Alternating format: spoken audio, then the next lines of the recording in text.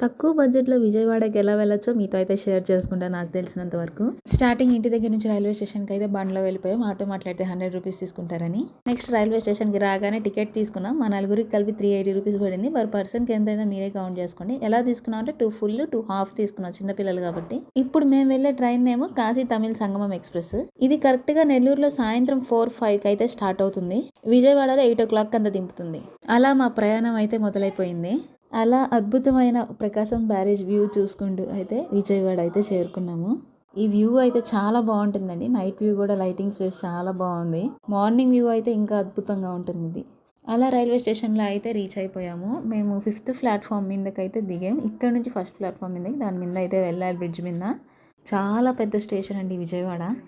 ఇక్కడ నుంచి అమ్మవారి వ్యూ అయితే భలే కనిపిస్తుంది. అసలు ఎంత బాగుంది తెలుసా గోపురం అంతా. మీరు చూడండి ఒక్కసారి ఎంత అద్భుతంగా ఉందో అమ్మవారి గోపురము. ఆ ఓం అయితే సూపర్ ఉంది. అక్కడ నుంచి ఆటో అయితే మాట్లాడుకొని టెంపుల్ దగ్గరికి అయితే వెళ్తున్నాము రూమ్స్ కోసం.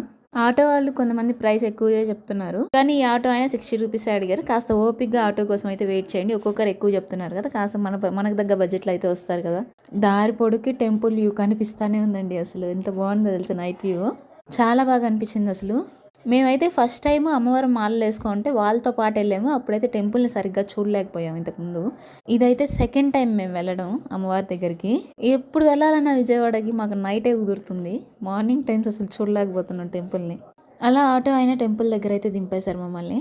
అక్కడ నుంచి మేము రూమ్స్ దగ్గరికి అయితే వచ్చేసాము. మేము తీసుకున్న రూమ్ వచ్చేసి హోటల్ భవానీ గ్రాండ్. ఇది జస్ట్ టెంపుల్కి ఆర్చ్ పక్కన స్ట్రీట్ వస్తుంది అక్కడే.